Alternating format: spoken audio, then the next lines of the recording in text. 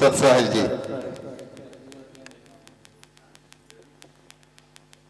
भाई देखो अभी महात्मा जी वाणी गा के गए, और ये वाणी ऐसा भी नहीं कि आपने पहली बार सुनी होगी, और ऐसा भी नहीं कि हम पहली बार सत्संग में आए, या जितनी वाणियां हुई मुझे नहीं पता कितनी बार सुन ली। हमने इस वाणियों से, आपकी संगत की तो छोड़ दो, संगत यहां से जितनी है खैर एक दो को छोड़ के बाकी सारे बैठे, लेकिन जो उनसे हमारे महात्मा है मुझे पता नहीं चलता है हॉस्पिटल में आए, ये इसका कारण क्या है? जगाने वाले खुद सो जा, मतलब बुरा मत मानना, मैं इसलिए नहीं करता ना मैं सोने को मना करता। क्या हुआ अभी जो करिए देख लेंगे मास्टर जी, एक सोने वाली बात बताऊं छोटी सी। न बोल रहे सत्संग में आरपी जैसे यहाँ सत्संग में राजेंद्र जी ने सत्संग करवा से सत्संग में चले आ रहे 10-20 आदमी आते आते चर्चा कर रहे थे सत्संग के अंदर, भाई सत्संग में अमृत की वर्षा हो ना भाई, सत्संग में अमृत की वर्षा हो, सच में हो। एक भाई साहब ने वो 2 घूंट जिंदगी की पी रखी थी, उनने सोचा भाई ये तो अमृत है, इसे तो रोज देखें, आज वो सत्संग वाला अमृत देखो, अमृत की वर्षा कौन सी हो। उनके पीछे पीछे लगाया गया, पी वैसे रखी थी उनने, सारे सत्संग सुन रहे बैठे, वो बेचारा पीछे बैठ गया दीवार पे लग के।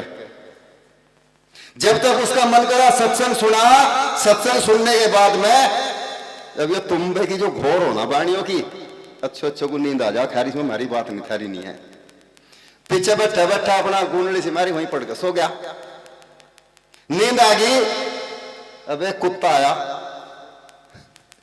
अब पहला भाई साहब का मुंह चट्टा, मैं तो कहूं देखो भाई देखो बुरा तो मानिए ना कोई भी, पहले तो मुंह चट्टा और वो फिर टांग ठेगा अपना कर गया काम। अब जब काम कर गया, आरती होगी, सत्संग की प्रसाद लिया सबने, लेके चल दिया सत्संग में, फिर वही चर्चा जा रहे थे, वही चर्चा कर रहे थे, भाई सत्संग में अमृत की वर्षा हो, अमृत की वर्षा सिर्फ उसके लिए हो जो उस अमृत का पान करता है। चर्चा करते जा रहे, भाई साहब पर रुका नहीं गया, बोला भाई साहब देखो थारे सत्संग में अमृत की वर्षा तो जरूर हो, जो कह रामधन पड़ा सो रहा था अभी, थारे सत्संग में अमृत की वर्षा तो जरूर हो, पर यो थारा अमृत तो फिर खारा खारा लगे, तो ये इसको सत्संग कह रहे क्या? नहीं, सत्संग के अंदर लगाओ तो सत्संग को बैठो। बोलने के लिए मैं बाइबल कुरान पर भी बोल सकता हूं, बोलने के लिए मैं गीता और रामायण पर बोल सकता हूं, बोलने के लिए कबीर साहब, नानक साहब, गुरु रविदास जी पर भी बोल सकता, लेकिन मैं चाहता हूं कि हम सबसे पहले एक विचारधारा तो बनावें। हम जिन संतों के बारे में बखान कर रहे हैं, हम पूरी रात से सत्संग कर रहे हैं, हर जगह पे मैं यही बात कहता हूं, पूरी रात से सत्संग कर रहे हैं। गुरु रविदास जी महाराज का जो कबीर पंथ, कबीर साहब की कहेगा, गुरु रविदास जी का कबीर उनकी कहेगा, जिसका भी मिशन का होगा उसी मिशन की कहेगा जाएगा, उन्होंने ये किया, उन्होंने ये किया, उन्होंने किया। मैं कहता हूं आप 20 मिनट अगर उन महापुरुषों के किए हुए काम पर बोल रहे, तो कम से कम 5 मिनट अपना करा हुआ काम भी तो बताओ इस समाज को, चाहे वो महात्मा या वो कोई भी है, बताना चाहिए। हम उन महापुरुषों का खा कर आवे, पढ़ के सो जा, मदद तब आता है जब हम यहां अपना करके खाएं तो हमें बैठ तो भी मन करे। हम अपना नहीं खा रहे, हम तो उन महापुरुषों का खा रहे। कब तक खा के पूरा पटेगा? एक दिन मैं पप्पू के पास में बैठा था, इसे नहीं पता हो शायद, इसके पास में एक दिन इतना अच्छा सत्संग हुआ, मैं सच बताऊं बहुत बढ़िया सत्संग हुआ। मैं पप्पू वहां से इसके फल बेचते आना भाई, देखा जानते होंगे इतना, तो पप्पू बैठा फल बेचता है वहां, मैं इसके पास में चले गया, जाके इसके पास में जैसे बैठा, इसने वो कुर्सी ही दे दी, स्टूल सा था वहां, गुरु जी इस पे बैठो, बैठ गया। एक आदमी आया, बोले भाई अंगूर क्या भाव है? उन्होंने गुंचा खाया बड़ा सा, अंगूर क्या भाव है? पप्पू बोला 125 रुपए किलो। बोला अरे कुछ सही सा लगा ले। अब पप्पू ने इतने सारे मैं टोकरी से में करके धर रखे थे जो टूटे हुए थे, ये मैं सच्चाई बता रहा पप्पू जी। पप्पू ने टोकरी से में धर रखे, बोला भाई एक काम कर, इन्हें तो धर दे महंगे लग रहे, मैं ले जा। बोले क्या हुआ? बोला 60 रुपए किलो। समझ रहे ना? जो अंगूर गुंछे में थे वो कितना क्या भाव थे, 125 रुपए किलो, और जो में उनसे टूट गए थे उनका रेट क्या हो गया, 60 रुपए किलो। मैंने विचार किया, से पूछा भाई पप्पू ये कुछ अलग है, बोला जी नहीं इन्हीं में से है, पर ये इनमें से टूट गए। अर्थात मेरा कहने का एक ही तात्पर्य वो सत्संग वो था कि हम जब तक गुंछे में हैं तब तक हमारी कीमत है, अगर टूट गए तो कीमत है। इसलिए मेरे समाज के लोगों मैं सबसे कहना चाहता हूं, सत्संग के अंदर आओ तो सबसे पहले बैठना सीखो। अगर कोई आपके बीच में बैठ नहीं रहा, वो लेटता है, तो उसको बैठाना सीखो, तब आपका सत्संग है। अन्यथा आपने खाया पढ़ कर सो गए, कहां गए थे, कहीं भी नहीं, क्या लेकर आए, समझ रहे ना बात को मेरी। ऐसा सत्संग नहीं होता। ये तो हम केवल सत्संग के अंदर आकर एहसान तारे राजेंद्र महारा था, हम राजेंद्र के यहां जाना ही पड़ेगा, मैं इसको सत्संग नहीं मानता। मेरे प्रेमियों, सत्संग अगर करो तो सत्संग को पहले समझो। सत्संग है क्या? सत्संग केवल सोने का खाने का नाम नहीं है, सत्संग चिंतन करने का भी नाम है। अभी सोमदास जी वाणी क्या करके गए, मुझे नहीं पता कौन समझेगा, इन वाणियों को भी बता करके गए। हंस जो होता है वो मोती खाता है, हर उगलता क्या है, लाल। अभी बताया दूध और पानी मिला के रख दो, दूध पानी मिलाने की आवश्यकता नहीं है। अगर हंस के आगे पेवर दूध रख दो, पेवर दूध, उसमें चोंच डालते ही पानी अलग और दूध अलग कर देता है। क्यों कर दे? क्योंकि हंस की चोंच के अंदर भी एक अवगुण है, उसकी चोंच के अंदर खटास होता है। अगर आप एक धड़ी दूध रखो और उसमें एक नींबू की बूंद निचोड़ दो, कामयाब रहेगा क्या? खराब हो जाएगा। हंस भी बन जाओ, सब कुछ बन जाओ, लेकिन गुरु रविदास जी महाराज कहते हैं सबसे पहले अपने अवगुणों को तो त्यागो। जब तक हंस भी बन के चले गए और अवगुण हमारे अंदर, तो हम कहेंगे हंस हुए। गुरु रविदास जी महाराज ने कभी ये नहीं कहा मैं चेले बना रहा, भूल जाओ। कबीर साहब ने कभी ये नहीं कहा मेरे चेले बनो, गुरु रविदास जी ने नहीं कहा। गुरु रविदास जी का एक वचन अगर आप ले लो तो उसे समझ कर देख लो। गुरु रविदास जी ने क्या कहा था? नुकह कह रविदास खल्लास चमारा, जो सहरी सो मीत हमारा। चेले तो नहीं कहा भाई, जो सहरी सो मीत हमारा। मैं चेले बनाने के लिए नहीं आया, क्योंकि मैं मुक्ति दाता नहीं हूं, मैं केवल पथ दाता हूं, पथ प्रदर्शित करने वाला हूं, मुक्ति देने वाला। गुरुदास जी का काम था रास्ता बताना, उस पर चलो तो आप वास्तव में भवसागर पार हो जाओगे। मुक्ति दाता कोई नहीं होता। मैंने पहले कहा था, फूल यदि सुहाने नहीं होते, अगर उनके ज्ञान अच्छा नहीं होता, खुशबूदार नहीं होता, तो गुरु रविदास जी के चरणों में मीरा कुमारी झाली राजा सिकंदर बादशाह सिकंदर ये ना जाते। फूल यदि सुहाने नहीं होते तो भंवरे भी खुशबू चुराने नहीं आते। खुद करो अपनी हिफाजत, बुझ दिलों को तो फरिश्ते भी बचाने। बैठे रहो बिरजेश के भरोसे, बैठे रहो समनदास जी महाराज के भरोसे, बैठे रहो गुरु रविदास कबीर साहब के भरोसे। कोई किसी को अमर करने वाला नहीं है। पहले अपने आप अपना कर्म करना सीखो, तब अमर होंगे। आज मैं कहूं इस चीज को, आज मुझे दुर्भाग्य एक नहीं चार प्रमाण बताऊं, लेकिन समाज अंधा है। वही बात मैं क्या करूं, अंधी तीसरी कुत्ते खारे, चिंतन करने की बात है। कितने में जगह बताऊं, मुझे भी बड़ी बेइज्जती महसूस होती है, खुद को मुझे होती है, उनका मुझे पता नहीं है। महात्मा जी गए, जमीन देख ली, 2 बीघे जमीन है, ये जमीन ले रहे, इसमें आश्रम बनावेंगे। क्या करें, सिर्फ एक 20-25 रुपए का बांस लावेंगे, उस बांस पे एक झंडा बांध देंगे, उस पे एक गुरु रविदास जी की तस्वीर टांग देंगे, यह आश्रम बनेगा। यहां से 1 लाख रुपए जमीन वाले को दे दिए। महात्मा जी ने 1 लाख रुपए देकर रसीद कटवा ली।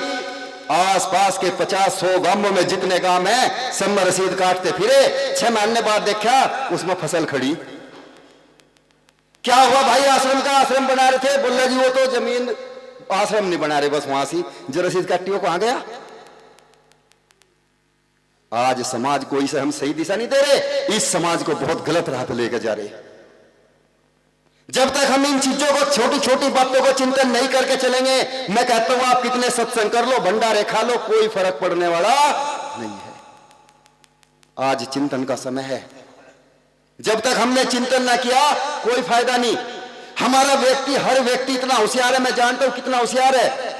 हम सतगुरु महाराज को तो छोड़ दो, अगर वह मौत भी आ जा हम उसे भी चकमा दे दें, लेकिन चलने वाला कहीं नहीं है। ना चलती, ना सतगुरु के रिश्वत चलती, ना चलती चालाकी, वहां कुछ नहीं चलता।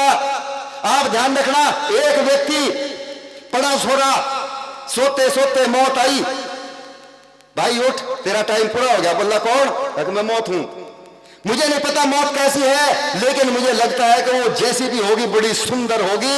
एक बार जो उसके दर्शन कर लेता है वो जीना ही छोड़ देता है, वो जीना छोड़ दे, सच्चाई है। बोले मैं मौत हूं, बोले फिर नुका तेरा टाइम पूरा होगा, तू चलना। बोले अच्छा कोई बात नहीं, 10 मिनट रुको, 10 मिनट मुझे दो, आप थोड़ा आराम करो। गद्दा बिछा दिया, बेड बिछा दिया। आदमी की होशियारी बता रहा कितना होशियार व्यक्ति है। गद्दा बिछा दिया, एक पंखा ऊपर चला दिया, एक पैरों की तरफ चला दिया। गर्मी की मौसम थी, गद्दे पे लेटाया, मौत लेटी, पंखा चला, ठंड लगी, नींद आ गई। भाई साहब बड़ा होशियार था, वजह वो डायरी सी थी, मुझे इसमें सबसे ऊपर नंबर है तेरा। भाई साहब ने ऊपर तो अपना नंबर काटा कि वह सो रही थी, सबसे नीचे लिख दिया। बोला इतना ऊपर लड़लुआ इसके ला रहे। आंख खुली, उठी, बोले भाई तेने इतनी सेवा करी, मेरी आत्मा खुश होगी, मैं खुश हूं तेरे से। अब जब मैं नंबर ऊपर से नहीं लगाने की, बोला और नीचे से लगाऊंगी। कितनी होशियारी करोगे। हमने ऊपर से काट के नीचे लिख दिया, लेकिन उसने नंबर नीचे अगर ना लिखते तो शायद बच जाते। कहां बचोगे। आज मैं चाहता हूं कि हम अपने समाज के लिए, अपने छोटे बच्चों के भविष्य के लिए चिंतन करने के योग्य हैं, चिंतन कर सकते हैं, कोई बड़ी बात नहीं है। मैं कहता हूं, कल भी मैं सत्संग के हरिद्वार के अंदर कह रहा था इस बात को, हमारे जितने महात्मा हैं, कबीर पंथी, नाथ पंथी, रविदासी, जितने महात्मा हैं, सारे महात्मा 10-10 किलोमीटर पर आश्रम बना रहे। मत बनाओ 10 किलोमीटर पर आश्रम, एक आश्रम बनाओ, उस आश्रम में 20 महात्मा रहो। ये जो दूसरों को तुम्हें पाठ पढ़ाते फिर आना, प्रेम प्रेम प्रेम का पता अपने आप चल जाएगा कितना प्रेम है इनमें आपस में। एक आश्रम पे 20 महात्मा रह लेंगे क्या? आज संस्थान तो 20 ही बनाओ, मैं ये नहीं कहता मत बनाओ। एक आश्रम बनाओ, उस पे 20 महात्मा रहो। 19 संस्थान जो बनाओ, वे संस्थान इस समाज के बच्चों के भविष्य के लिए बनाओ, जिससे इन्हें रोजगार मिले, शिक्षा मिले और चिकित्सा मिले। समाज नहीं सुधरेगा क्या? लेकिन नहीं, हमें तो आश्रम बनाने, क्योंकि आश्रम से तो हमारा काम चल रहा। हमें संस्कार अपने बच्चों को आज देने हैं। अगर बच्चों को संस्कार ना दिए तो बेड़ा गर्क इस समाज का होना है। चाहे कितने सत्संग सुन लियो, कोई लाभ मिलने वाला नहीं है। कहां का सत्संग कर रहे हैं हम? मैं तो कहा करता हूं, आप देखो, चाहे जितने सत्संग करो, हम अपने घर को सुधारना सबसे पहले अपने घर का है। ज्ञान कोई सत्संग के अंदर साधु महात्माओं से नहीं मिलता। मैं तो कह रहा था पप्पू के पास सत्संग हुआ, आप चिंतन नहीं करते, मैं चिंतन करता हूं, छोटी छोटी बातों पे चिंतन करता हूं। ऐसे ही एक व्यक्ति रात में पड़ा सो रहा, पड़े सोते सोते अचानक ही पता नहीं क्या दिमाग में आई, अपने मुनीम को बुलाया, मुंशी जी इनको, हाँ ये बताओ हमारे पास में कितना धन है, हमारी कितनी पीढ़ी बैठ कर खा सकती है, ध्यान से सुन लेना, हमारी कितनी पीढ़ी बैठ कर खा सकती है। उसने हिसाब जोड़ कर 4 दिन बाद बता दिया, महाराज आपकी 2 पीढ़ी आराम से बैठ कर खा सकें। मतलब फिर तीसरी का क्या होगा? तीसरी पीढ़ी का क्या होगा? टेंशन हो गई, तीसरी पीढ़ी का क्या होगा? खाना छोड़ दिया, पीना छोड़ दिया, सोना छोड़ दिया, डॉक्टरों के पास बड़े बड़े इलाज करवाए, सारे इलाज करवाए, टेस्ट करवाए, सब नॉर्मल, कोई फायदा नहीं हुआ। 2 महीने बीत गए, सूप का कांटा हो लिया। भाई साहब, एक व्यक्ति जैसा हमारे पास में पप्पू ही है, ऐसा टकरा, उसका दोस्त था, भाई तेरा ये क्या हाल हो गया? बोले मैंने बड़ा इलाज करवाया। बोले कहां करवाया? बोले एलोपैथिक भी ले ली, होम्योपैथिक भी ले ली, सब कुछ ले ली, बड़े बड़े टेस्ट करवा लिए। बोला मुझे दिखा। घर गया, टेस्ट देखे, सारे नॉर्मल। बोले फिर बीमारी तेरे शरीर, बीमारी तो कहीं और है, शरीर के अंदर कोई बीमारी कहीं और है। बोले भाई एक काम कर। बोले क्या? बोले बड़े पहुंचे हुए महात्मा हैं, अब जब सारा मतलब थकला आदमी फिर यहीं ठहर है। बड़े पहुंचे हुए महात्मा बोले मैं महात्माओं के चक्कर में नहीं पड़े करता, ना मुझे इन पर विश्वास है, ये तो लूटते खाते हैं। बोल रहे कोई बात नहीं, तेरे तो कौन सा ले रहा, अगर वो तुझे कुछ देगा नहीं तो तेरे से वो कुछ देगा भी नहीं। जाके तो देख, चल मैं चल रहा लेकर के गया महात्मा के पीछे। महात्मा जी ने देखा, हाँ भाई बता, बताया। बताने के बाद सारी समस्या, बोला फिर बीमारी तेरे कहीं और है भाई? बोले सही सही बता बीमारी क्या है? बोले कहने लगे मैं ये सोच रहा मेरी 2 पीढ़ी बैठ कर खा लेंगी, तीसरी का क्या होगा? बोले बस इतनी सी बात, मुझको इतनी सी बात, मुझको इसका इंतजाम मैं कर दूंगा, 2 को छोड़, तेरी 7 पीढ़ी का इंतजाम मैं कर दूंगा। 7 पीढ़ी को कुछ करने की जरूरत नहीं है, इतना धन तेरे पास होगा। हमारे पास में कुछ नहीं है, हमारे पास में ना कोई धन है ना संपत्ति, कोई संपत्ति नहीं है, कुछ नहीं है। संपत्ति की जगह एक चीज हमारे पास में है, मेरे पास में तो वही है, केवल सिंपैथी। मैं तो यही दे सकता हूं। बोला 7 पीढ़ी का इंतजाम कर दूंगा मैं तेरे पास में, तेरे घर में। बोला कैसे कर दोगे? बोला तुझे एक यहां गांव के पास में एक बुढ़िया है, बहुत गरीब है, गांव के बाहर है, झोपड़ी में रहती है। बोले ठीक है। बोले उसका घर बनवा दूं? बोले नहीं, घर वालों का हिसाब तो मैंने देख लिया, घर वाला तो मैंने तेरा देख लिया, क्या हिसाब है, ऐसा नहीं चाहिए। उसको सिर्फ एक टाइम का भोजन दे करके आना, तेरा 7 पीढ़ी का इंतजाम हो जाएगा। बोले एक टाइम का? नहीं, एक टाइम का। बोले उसके यहां से मैं ट्रक 10-20 क्विंटल भिजवा दो। बोले जरूरत नहीं है, सिर्फ एक टाइम का लेकर के जा। गया, आके आराम से घर आया, आके वो नींद आई, इतना अच्छे तरीके से सोया जो 3 महीने में नहीं सोया था। उसको कोई होश, क्योंकि उसको लग गया था कि महात्मा जी ने जो मुझे बताया, शायद वो महात्मा 7 पीढ़ी का इंतजाम कर देगा। तो मेरी यही तो टेंशन थी। सोया, सो करके मेवा मिष्ठान अच्छा भोजन थाली भर के लिया, ले जा करके घर ले गया। एक 6 साल की लड़की, मैं बता रहा कि सत्संग कहां होता है, 5-6 साल की लड़की उस बुढ़िया की बाहर सकेगी। बोली बेटे तेरी माँ दादी कहां है? बोली वो भजन में बैठी हुई है। वो भजन में बैठी भजन कर रही। बोले कब उठेगी? बोले मुझे नहीं पता, 10-20 मिनट उठ जाएगी, 10-20 मिनट में। बैठ गया, 3 घंटे बैठे बैठे हो गए। बोले उसे तो 4-4 घंटे 6-6 घंटे भी बैठे बैठे हो जा। बोले अच्छा फंसा दिया, बुरा फंसा मैं। उसने कहा बेटी एक काम कर, ये भोजन रख ले, जब तेरी दादी उठे बता देना कि उसके यहां से भोजन आया। बोली सेठ इस भोजन को लेकर के जा, इस भोजन को लेकर के जा, भी आज आवश्यकता नहीं है। बोले क्यों? उनको हमें हमारे घर पे भोजन कहीं से आ चुका, अब जरूरत नहीं है भोजन की।